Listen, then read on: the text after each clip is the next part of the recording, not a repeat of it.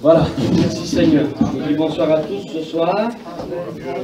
Je dis merci au Seigneur et bien encore pour le privilège que nous avons ce soir de pouvoir se réunir dans sa présence. Vous savez pourquoi je vous dis ça? Parce que parfois on ne prend pas trop en considération, si vous préférez, le privilège que nous avons. C'est que dans les pays étrangers, loin d'ici, l'évangile est interdit d'être prêché. En Russie, un frère un jour m'expliquait, c'est le frère René Zanelato, il m'expliquait qu'une Bible, chez une personne, on n'a pas le droit de la trouver chez quelqu'un dans certains pays de la Russie. Et puis nous ici, on a le privilège de pouvoir rentrer, ressortir, rentrer comme on veut dans les réunions. Eh bien merci au Seigneur ce soir pour le privilège. Amen les chrétiens. J'ai un mot sur mon cœur. Et j'ai la conviction, je vous le dis devant Dieu, j'ai une certitude dans mon cœur. Vous savez, je ne devrais pas le dire, mais je me laisse diriger. Et puis voilà, je le dis de toute manière. La réunion, c'est pas moi qui devais la faire. Et puis, il y a quelques jours en arrière, mon oncle Uri, il m'a dit, tu vas mener les chants. Je dis, oui, merci. Je dis, oui, d'accord, pas de souci, merci Seigneur. Et puis, toute la journée, j'étais chez moi aujourd'hui, je vous le dis devant Dieu, je vous cache rien. J'étais chez moi aujourd'hui, puis je le savais que c'est moi qui allais prêcher ce soir. Et pourtant, je venais dans un but pour mener les chants. Et puis, comme je suis venu là, il m'a dit, mon Dieu, tu veux prêcher? Je dis, mon oncle, j'ai fait comme tu veux, puis il m'a laissé la place. Et merci Seigneur pour ça. Merci aussi à lui d'avoir laissé la place. Et puis, j'avais des messages, si vous préférez. J'ai quelques messages dans ma Bible, et puis j'ai eu une pensée qui m'est venue sur ma chaise. J'étais assis là, il y a une pensée qui est venue, et puis je l'ai notée. Et puis, tout à l'heure, les deux sœurs, les deux jeunes filles ont chanté là. Ils ont chanté « Comment décrire un amour si grand, un amour si puissant ?» Mes mots sont si limités. Et puis ça me faisait penser à un homme, ce qu'il a dit un jour. Un homme a dit ces mots un jour concernant l'amour du Seigneur. Il a dit « Si tout le ciel entier, toute l'étendue du ciel serait un seul parchemin, une grande feuille toute blanche. Si toutes les feuilles des arbres de toute la terre entière seraient des plumes, et que tous les océans du monde entier seraient de l'encre, ça serait trop petit pour décrire l'amour du Seigneur. Ce que Dieu a fait un jour, aucun homme ne peut faire la même chose que lui l'a fait. Son amour n'est pas comparable. Son amour, personne ne peut l'égaler. Il a fait une chose qu'aucun être humain sur la terre peut faire pour un autre être humain. Et puis c'est Jean, chapitre 3, verset 16 qui nous le dit. Car Dieu a tant aimé qu'il a donné. Et ça, c'est la signature parfaite, frères et sœurs. C'est la signature parfaite d'amour. Et ce soir, toi qui es là ici, tu ne peux pas te distinguer de la parole de Dieu. Tu ne peux pas dire les choses de Dieu, c'est pas pour moi. Parce que Dieu a prouvé tout son amour. Il a fait ce qu'aucun homme peut penser. Il a fait ce qu'aucun homme peut faire. Il a donné ce qu'il aimait de plus cher. Son seul fils unique. Il l'a donné pour toi ce soir. Amen. Donc sans aller plus loin, j'aimerais qu'on prie le Seigneur. Je demanderai à mon frère Manuel qui se lève et qui prie le Seigneur. Je veux louer et bénir ton nom, Seigneur, et te dire merci encore, Seigneur, pour les chants de cantiques, les témoignages, tout ce qui a été fait, Seigneur Jésus-Christ. Et Seigneur, tu connais chaque cœur, chaque besoin, Seigneur, en particulier. Seigneur, je te demande de bénir, Seigneur, et je veux te présenter ton messager, ton roi, celui que tu as choisi, qui a mis à part, toi, Seigneur Dieu. Si l'homme n'avait pas prévu, Seigneur, toi, tu avais préparé ton messager. Qu'il puisse être pour nous, Seigneur, le canal de ton esprit. Donne-lui toute la liberté, Seigneur, de pouvoir annoncer ce mot que tu as mis sur son cœur. Glorifie ton nom, Seigneur, que ta gloire se manifeste, Seigneur, et que chaque cœur, Seigneur, soit préparé et ouvert à recevoir, Seigneur, ta parole. Dans le nom de Jésus, nous voulons te laisser toute ta place. À toi revient l'honneur et la gloire, Dieu puissant. Amen. Amen. Merci Seigneur. Merci à Dieu ce soir. Donc voilà, comme je vous disais, que son amour n'est pas égalable. Son amour n'est pas comparable. Parce qu'il a donné son fils. Mais laissez-moi vous dire, frères et sœurs et amis, je ne voudrais pas prendre beaucoup de temps ce soir, mais j'aimerais quand même vous apporter ce que j'ai eu sur mon cœur. Vous me donnez la liberté ce soir? Amen. Vous savez pourquoi je vous dis ça? Parce que la Bible dit où il y a la liberté, il y a l'esprit. Et puis ce soir, ce qu'on fait là, ce n'est pas pour faire beau. Les frères, s'ils s'occupent de vous, c'est pas pour faire beau, c'est pas pour dire de faire des réunions. S'ils font ça, c'est à cause qu'un jour, ils ont compris que Jésus a donné sa vie pour eux. Et puis ce soir, eh bien, si je suis là, c'est pour vous apporter la même chose. Et puis laissez-moi vous dire, frères et sœurs, que l'homme est coupable, qu'on le veuille ou pas. L'homme est coupable. Laissez les enfants, ça ne me dérange pas. L'homme est coupable, l'homme est redevable. L'homme est condamnable quelque part. Et puis, un homme nous disait à l'école publique, l'homme est perdu. Par sa propre volonté. Et puis, dans l'Ancien Testament, il y avait la loi de Moïse, et puis d'après la loi de Moïse, eh bien pour ceux qui commettaient le péché, eh bien il fallait qu'ils offrent des sacrifices. Alors pour certains c'était un bœuf, pour d'autres c'était un agneau, pour d'autres c'était des oiseaux. Et puis, mais laissez-moi vous dire que dans l'Ancien Testament, le péché pouvait être uniquement couvert. C'est-à-dire que le péché était toujours là. La situation qu'on vivait, elle était toujours là. Hop, toi t'es redevable. Si on faisait quelque chose, toi t'es redevable. Toi t'es condamnable. Toi t'as fait ça, donc aujourd'hui il faut que tu fasses un sacrifice. Et puis le temps a passé, et puis Dieu a voulu arrêter ça, je vous l'explique avec mes mots. Dieu a voulu arrêter ça un jour, parce qu'il aime l'homme, il aime l'être humain, il aime la femme. L'être humain est sa créature, c'est la Bible qui le dit. Genèse chapitre 2 verset 7, la Bible nous dit que Dieu créa l'homme de la poussière de la terre, et il souffla dans ses narines un souffle de vie. Donc laisse-moi te dire ce soir, je connais quelques frères, mais je connais pas tout le monde. Laisse-moi te dire ce soir, toi qui es là, tu peux pas te distinguer de la parole du Seigneur. Je vise personne, mais je me laisse diriger par l'Esprit. La parole de Dieu, elle te concerne à toi ce soir. Tu peux pas te distinguer, parce que Dieu dans son ciel, il va dire qui enverrai-je? Ça se trouve dans Isaïe chapitre 6 et verset 8. Il va dire qui enverrai-je et qui marchera pour nous. À ce moment-là, il faudrait qu'il y ait quelqu'un qui se présente lui-même, la Bible dit, comme victime expiatoire. Il fallait qu'il y ait quelqu'un qui vienne sur la terre pour souffrir comme sacrifice. À l'époque de Moïse, il fallait un animal. Et à ce moment-là, il fallait qu'il y ait quelqu'un qui vienne de son plein gré, de son vouloir. Là, c'est plus pour couvert, mais c'est pour ôter le péché. Et puis la Bible nous dit, comme Dieu va dire ça, qui enverrai-je et qui marchera pour nous? La Bible nous dit que Jésus va répondre ces mots. Il va dire, me voici, envoie-moi. Et puis moi là j'ai noté ici, il a voulu venir de sa propre volonté pour souffrir et pour mourir. Et tout ça, frères et sœurs, par amour. Il n'était pas obligé de venir, vous comprenez très bien. Mais par amour dans son cœur, étant donné que l'être humain est sa créature, l'être humain, eh bien, il avait besoin d'un consolateur, l'être humain, il avait besoin de compréhension, l'être humain, il avait besoin de vraie paix, de vraie satisfaction, d'épanouissement, si vous préférez. Et bien voilà, Jésus s'est présenté lui-même comme victime expiatoire. Il a fallu qu'il vienne sur la terre. Et la Bible nous dit qu'il s'est fait homme sur la terre. Pourtant, il était Dieu dans le ciel. Mais il a fallu qu'il vienne sur la terre pour souffrir. Il a fallu qu'il vienne sur la terre en tant qu'homme pour connaître la souffrance, pour connaître la faim, pour connaître la soif, pour connaître la chaleur, la froid, pour connaître la fatigue. Alors il s'est fait homme sur la terre à seule fin de comprendre la situation que tu vis aujourd'hui. Donc tu peux pas dire oui mais moi mon problème est trop grand. Moi j'en ai trop fait, ou j'ai un maman particulier. Jésus s'est fait homme mon frère, Jésus s'est fait homme ma soeur, pour que tu puisses comprendre sa parole aujourd'hui. Et puis là j'ai noté, à seule fin de connaître ton besoin, et il va présenter sa venue. Jésus va présenter sa venue. Il est venu sur la terre, il est venu au monde comme tous les enfants, il a eu des parents adoptifs, et puis il a grandi, et à 12 ans, il va dire quelque chose. À 12 ans déjà, il va dire quelque chose. Ses parents sont montés à Jérusalem avec lui. Eux, ils étaient à Bethléem, ils ont monté à Jérusalem, et puis en repartant de Jérusalem pour rentrer vers eux, il y avait une journée de marche. Quand ils sont repartis vers eux, la Bible nous dit qu'ils l'ont oublié. Ils l'ont oublié là-bas à Jérusalem, à une journée de marche. La Bible dit, elle dit pas combien de kilomètres, mais elle dit une journée de marche. Donc ça fait de la route, frères et sœurs, vous comprenez très bien. Et puis ils l'ont oublié là-bas. Alors la Bible nous dit qu'ils vont commencer à le chercher, puis au bout du 3e jour, ils vont le trouver. Et puis ils vont le trouver dans le temple.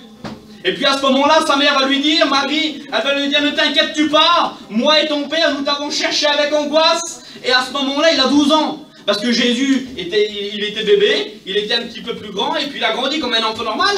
Il a eu des âges normaux, c'était un homme sur la terre. Et puis à 12 ans, il va parler à sa mère, il va parler à Marie, et puis il va lui dire ces mots. Il va dire, ne savez-vous pas qu'il faut que je m'occupe des affaires de mon père? Et la Bible nous dit qu'à ce moment-là, il ne va même pas comprendre ce qu'il disait. Et quand il parle à ce moment-là, il ne parle pas des affaires de son père adoptif, il parle de son vrai père, donc son père céleste, son père divin qui est dans le ciel. Et puis les affaires de son père, eh bien c'est nous qui est là ce soir. Car nous sommes sa créature, nous sommes la créature de son père, nous sommes la créature de Dieu, la créature du Seigneur. Alors ces affaires qu'il fallait qu'il s'occupe, eh bien c'était nous. Il fallait qu'il vienne sur la terre pour souffrir. Et puis il va commencer à prêcher. Jésus va devenir un homme, à 30 ans il va se faire baptiser, il va commencer à prêcher l'évangile, comme je fais ce soir. Et voilà qu'est-ce qu'il va dire. Ça se trouve dans l'évangile de Luc, chapitre 4, verset 18. Il va dire ces mots. L'Esprit du Seigneur est sur moi, parce qu'il m'a oint pour annoncer une bonne nouvelle aux pauvres. Voilà pourquoi il est venu. Et il m'a envoyé pour guérir ceux qui ont le cœur brisé. Vous savez, parfois, frères et sœurs, la vie ne nous fait pas de cadeaux. La vie, elle nous blesse d'une blessure inguérissable pour certains. Et ça me fait penser à David, dans le psaume 23, verset 3. Il représente comme ça, il va dire ça. Il restaure mon âme. David représente le Seigneur comme un restaurateur. Je ne sais pas la situation que tu vis. Je ne sais pas qu'est-ce que tu vis en réalité. Je ne sais pas la blessure que tu as eue. Je ne sais pas ce que le monde a fait dans ton foyer, dans ton cœur, dans ta vie ou dans ta famille. Mais laisse-moi te dire qu'il est le restaurateur. Et puis il va continuer. Il va dire, il guérit ceux qui ont le cœur brisé. Il est venu pour proclamer aux captifs la délivrance. Pour ceux qui sont liés, ceux qui sont captifs à certaines choses. Comme la sœur a témoigné tout à l'heure, pendant 2 ans. Pendant 2 ans, elle était liée de la cigarette. 2 ans, c'est ça, hein? 7 ans. 7 ans, pendant 7 ans, elle était liée à la cigarette. Plus personne ne pouvait faire quelque chose pour elle. Mais ayant entendu parler du Seigneur, elle avait écouté parler du Seigneur, elle vivait dans un contexte qu'elle avait déjà écouté l'évangile. Alors elle savait, dans son cœur, peut-être qu'il y avait des probabilités qu'il pouvait faire quelque chose. Alors elle a demandé à Dieu, et puis Dieu a fait le tout accompli. Donc voilà pourquoi il est venu. Il est venu aussi pour briser ce que le monde veut construire dans les cœurs. Le monde veut prendre des places qu'il ne devrait pas occuper dans les cœurs. Et peut-être que tu es comme ça. Tu es enchaîné par certaines choses du monde. Tu es tenu, tu es lié. Et puis ces choses, en réalité, te rendent malheureuse ou malheureux. Alors voilà qu'est-ce qu'il dit. Il est venu pour proclamer la délivrance aux captifs, aux aveugles, le recouvrement de la vue, pour renvoyer libre l'opprimé et pour publier une année de grâce. Et puis un peu plus bas, il va dire ces mots. Il commença à leur dire, aujourd'hui, cette parole de l'Écriture que vous venez d'entendre est accomplie. Jésus, il est venu sur la terre pour accomplir ces choses. Vous savez, parfois, il y a quelque chose qui se dit dans le cœur des êtres humains. Je suis comme vous, je suis un humain, et la chose que je vais vous dire, je me l'ai déjà dit. On verra plus tard, on verra demain. Je suis pas venu dans cette réunion avec cette attitude-là, il vient d'être délivré des choses. Peut-être que tu es rentré ici sans penser d'entendre ces paroles. Mais laisse-moi te dire que Dieu, dans son plan rédempteur, avant d'envoyer son Fils sur la terre, eh bien, il avait préparé cette réunion.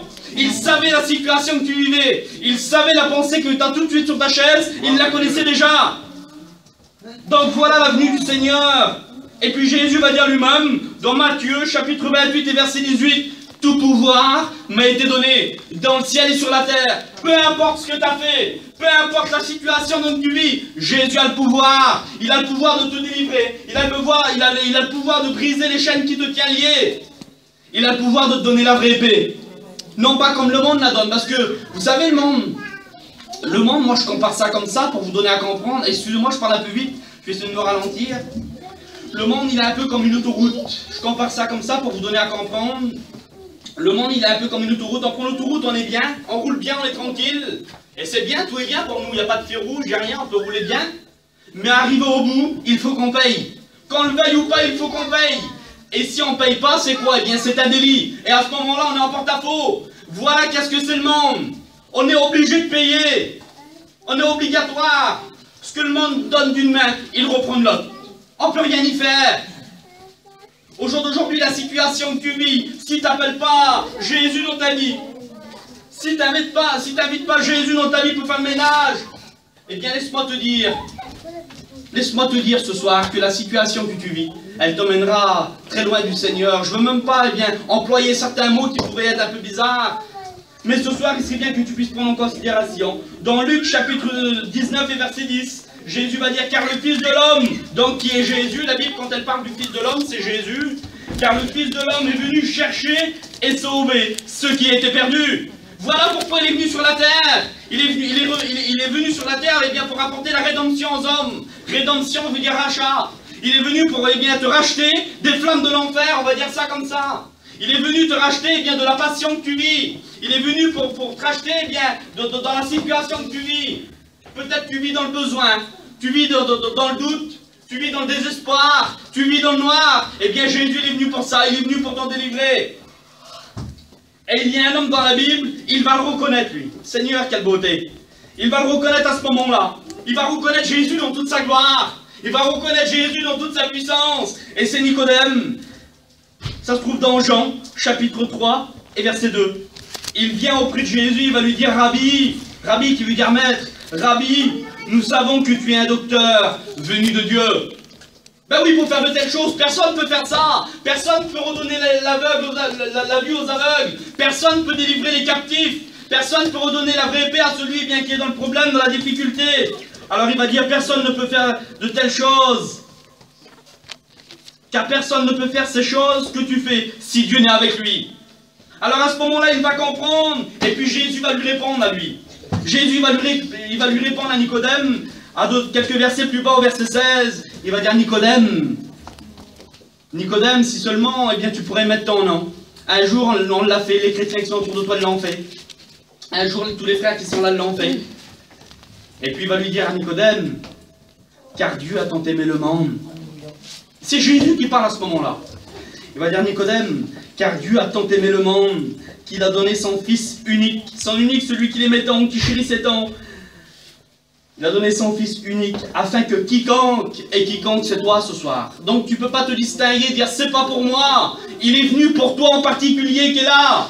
Il est venu pour toi qui est rentré ici perdu et qui peut repartir d'ici sauvé. Afin que quiconque croit en lui ne périsse point, mais qu'il ait la vie éternelle. Voilà pourquoi Jésus est venu sur la terre. Il est venu pour accomplir quelque chose de bien précis. Et puis moi j'ai noté ici, l'homme est devenu pécheur par sa propre idée, on va dire ça comme ça. Et à ce moment-là, eh bien Nicodème, lui, il va le reconnaître dans toute sa puissance et dans toute sa gloire. Et au verset 17, il va lui dire ça à Jésus, à Nicodème. Il va dire, Dieu en effet n'a pas envoyé son Fils Jésus dans le monde pour qu'il juge le monde, non, mais pour que le monde soit sauvé par lui. Amen. Jésus, c'est pas un juge au jour d'aujourd'hui. Les gens du jour d'aujourd'hui, c'est un peu comme ça. Ils auraient tendance à montrer du doigt. Et peut-être que toi, qui te trouves là ce soir, et peut-être que tu t'es déjà fait montrer du doigt, en disant, lui là, elle là, eh bien, il n'a trop fait, il n'a trop fait. La situation qu'il vit, ça va pas. Ils ont un foyer que ça va pas, mais c'est pas la peine, c'est pas pour eux. Au jour d'aujourd'hui, Jésus juge pas, lui. Jésus juge pas. Jésus pardonne et Jésus sauve. Amen. Et puis la Bible nous dit que vous savez qu'est-ce qui nous rassemble ce soir? C'est la croix. C'est qu'à cause de tout ça, pour que Jésus a toute cette puissance, un jour, il n'y a plus qu'il passe sur la croix. Et puis même au dernier moment de sa vie, eh bien, il va accomplir. Il est sur la croix, il va dire, j'ai soif. Je me laisse diriger ce soir. Il est sur la croix, il va dire, j'ai soif. Alors à ce moment-là, les soldats qui sont là, ils vont prendre une éponge, ils vont la biber dans le vinaigre, ils vont l'attacher sur une perche et ils vont lui tendre, ils vont lui mettre sur le visage. Son visage était meurtri, frères et sœurs. Ils lui ont arraché la barbe. Donc vous comprenez très bien, comme ils lui ont mis le vinaigre sur le visage, à ce moment-là, ça a dû lui faire mal. Et à ce moment-là, Jésus va dire quelque chose. Jésus va dire, Père, tout est accompli. Jésus a fait tout accompli pour nous, frères et sœurs. Il a prouvé tout son amour en donnant sa vie. Jésus va dire, on ne prend pas ma vie, non, mais je donne ma vie. Il s'est donné lui-même. La Bible dit qu'il s'est livré lui-même comme victime expiatoire pour chacun d'entre nous. Et Jésus va dire ces mots, on ne prend pas ma vie, mais je donne ma vie. Et puis, d'après des dires, le soldat qui va faire ça à Jésus, en voyant le regard du Seigneur, d'après des dires, juste en le regardant, il s'est converti instantanément, parce qu'il va dire ces mots, certainement cet homme était le Fils de Dieu. Si seulement tu pouvais le reconnaître aussi ce soir. Et la Bible dit que la croix est une folie pour celui qui périt. Pour celui qui ne l'a pas accepté au jour d'aujourd'hui, la croix, eh bien peut-être pas aujourd'hui, mais dans les temps à venir, eh bien la croix elle va juger, la croix elle va condamner. Mais au jour d'aujourd'hui, la Bible nous dit que la croix est une folie pour celui qui périt, mais pour nous qui sommes sauvés, elle est une puissance. Et puis il y a quelques temps en arrière, j'avais noté ça, et puis je relève la note et on va prier le Seigneur. J'ai noté ça, moi. La croix est composée de 4 coins cardinaux. Donc il y a le haut, il y a la droite, il y a la gauche et il y a le bas. Ça, c'est les 4 coins cardinaux. Frères et sœurs, les 4 coins cardinaux nous représentent les 4 coins du monde. Jésus a été crucifié au mont Golgotha sur le lieu du crâne. Pour ceux qui ont déjà été, je ne sais pas, moi j'ai eu le privilège d'y aller. Merci au Seigneur. J'ai pu aller là-bas en Israël. J'ai été où Jésus était crucifié. Et puis, peut-être à 20 ou 30 cm d'envergure, vous voyez que c'est vraiment quelque chose de précis. À 20 ou 30 cm d'envergure, ça fait exactement, peut-être là, mais à 20 ou 30 cm. C'est le centre de la terre entière. C'est le centre du monde. Le mont Golgotha, le lieu du crâne, c'est une montagne assez haute. Et puis la Bible nous dit que Jésus était crucifié ici, sur le centre de la terre. Au centre de la terre, au centre du monde. Et puis Jésus était crucifié, il y avait 2 brigands avec lui. Il y en avait un à sa droite et un à sa gauche. Jésus n'a pas été mis à droite, il n'a pas été mis à gauche, non, il était mis au centre, pour toute la terre entière, pour les 4 coins du monde. Et puis Matthieu, chapitre 11, verset 28. Jésus va dire, venez à moi, vous tous qui êtes fatigués et chargés, et je vous donnerai du repos. Il n'a pas été crucifié avec les bras au long du corps, ça aurait été genre foutiste. Il n'a pas été non plus cloué avec les bras dans le dos, ça aurait été égoïste, non. Il était cloué comme ça, avec les bras ouverts. Venez à moi, vous tous qui êtes fatigués et chargés, je vous donnerai du repos. J'aimerais qu'on puisse, Seigneur, sur ces quelques paroles. Merci, Seigneur. J'aimerais que tout le monde courbe les francs. Et puis j'aimerais que tu puisses prendre en considération la parole ce soir. Peut-être que tu ne l'as jamais fait. Peut-être